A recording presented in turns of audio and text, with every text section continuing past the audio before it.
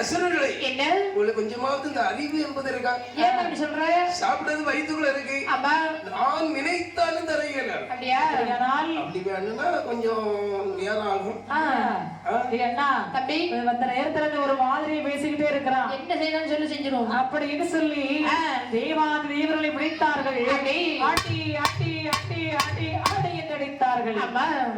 அதையும் ஒருக்க முடியாத தேவாதி தேவர்கள் எல்லாம் கெட்டவர்களை வேண்டாந்தனை என்றிருக்கிறாங்க.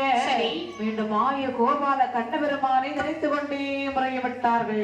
நினைத்தார் மாயவனாகி கண்ணபுரம் யோசிக்கின்றார். இனிமேலும் இந்த அசுரர்களை நாமல் உயிரோடு விடக்கூடாது என்று எண்ணி தன்னுடைய கையிலே நீங்காது சுழன்று கொண்டிருக்கக்கூடிய சிதர்ச்சனன் என்று சொல்லக்கூடிய சக்கரவிதத்தை எடுத்து அசுரன் மீது விடுகின்றார்.